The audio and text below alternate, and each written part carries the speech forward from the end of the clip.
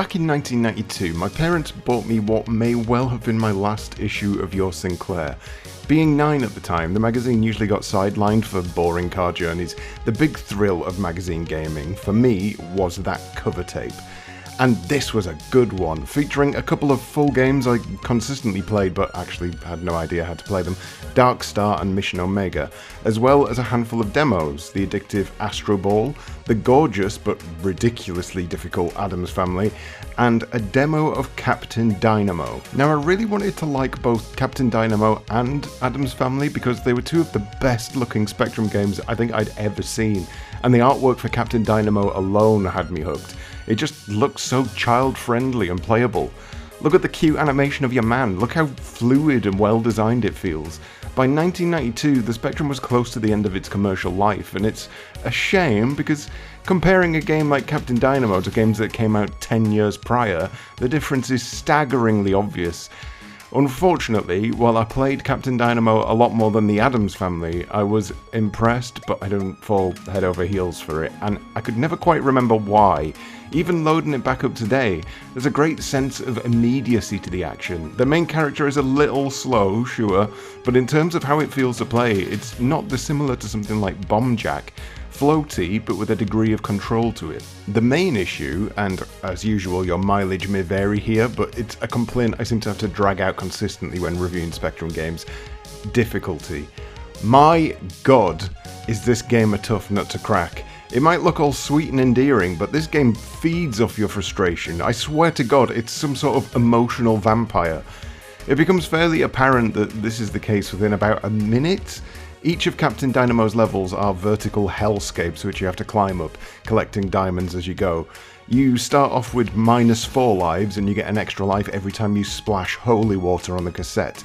Holding down jump gives you 1 height, and holding up while you jump gives you an ever so slightly bigger jump. Again, much like Bomb Jack. Only here it's absolutely essential to make progress higher up.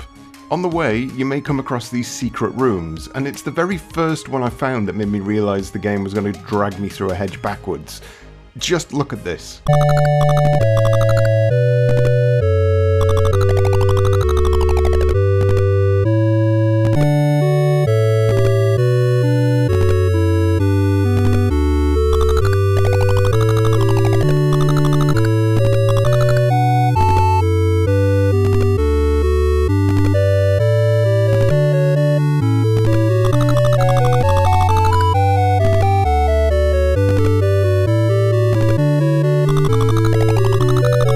It's not bad enough that there are spikes on the floor, they just had to go and make that ceiling low enough to smash your head against, meaning you have to edge ever closer to the side of the spring before you make that final push for the next one.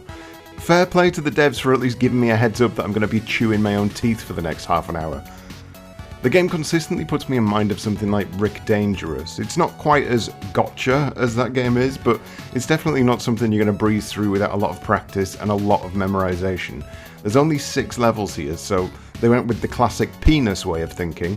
We can't make it long, but we can make it hard. Before I take you through those levels though, let me interject with some positives, because Captain Dynamo is not a bad game at all, it's just an exhausting one, and there are many things I do actually like about it.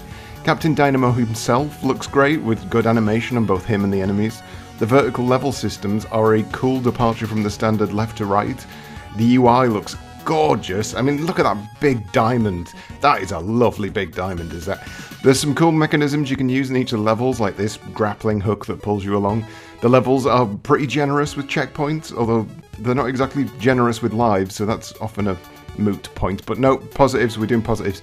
You can jump on enemies' heads, which might seem quaint, but the amount of Spectrum games that came out where you couldn't even so much as brush up against an enemy's fart without immediately dying was too many to count. And finally, and it really does need a spot on its own this, the music is wonderful. Take a listen. 1, 2, 3, go!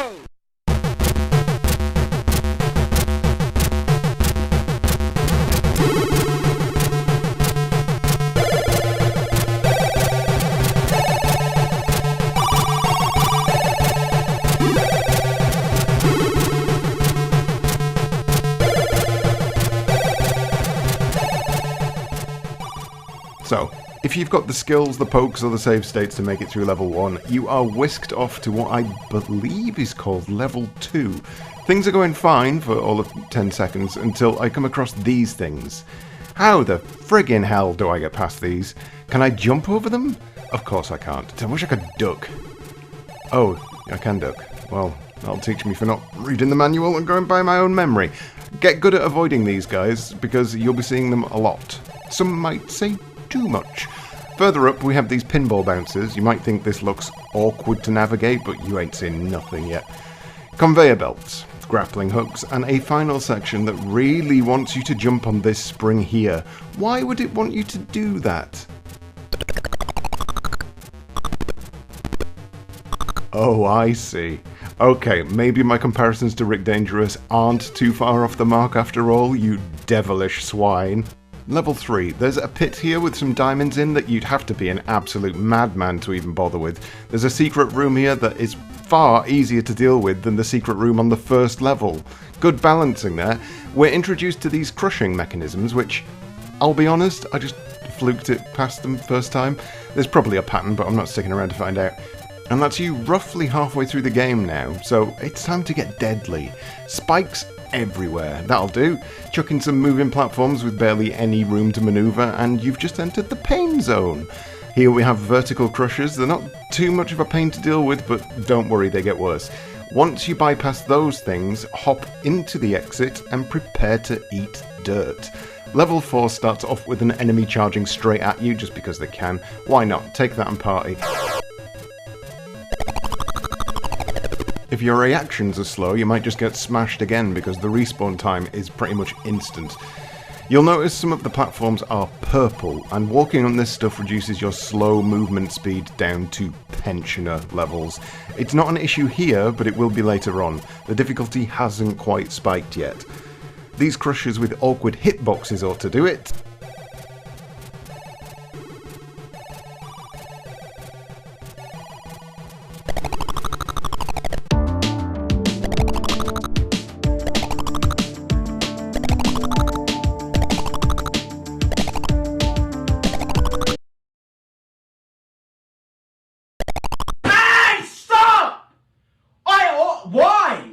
So it turns out my initial attempt at getting past these things were on the right lines. You just need to stand in the middle, but slightly closer to the one on the right than you would expect.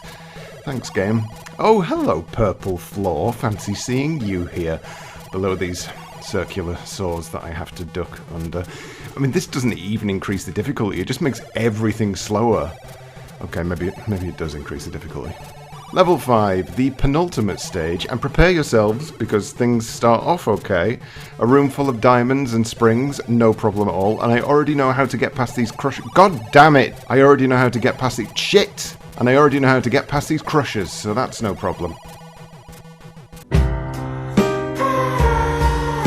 Things only really start to go south when we get here. And it's not death that's the problem, because there's nothing in here that will kill you. It's the absolute confusion on just how the hell I'm supposed to get out of here.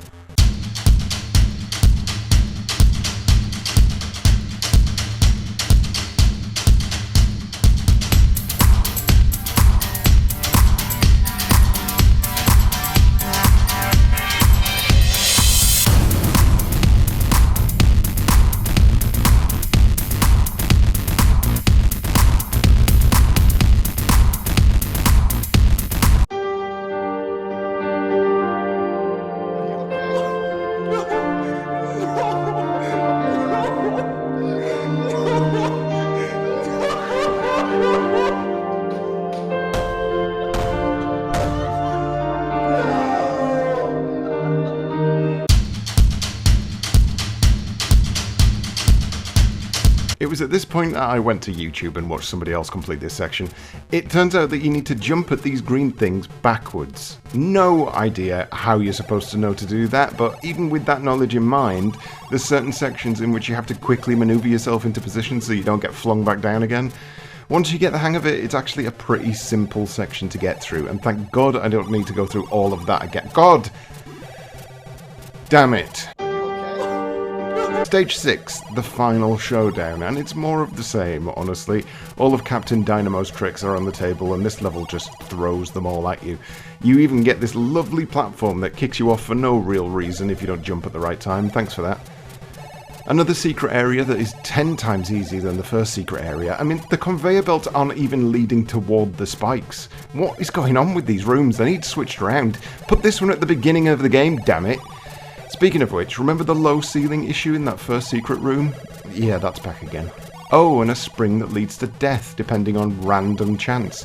Those are always fun. Crush traps with awkward timing that I managed to get through by sheer fluke. Again, I have no idea what happened here, but it works, I'm taking it. And more crushes. Easy enough to deal with when you realise you can just walk over these gaps, get the timing right and leg it. Hit the final exit and you're rewarded with...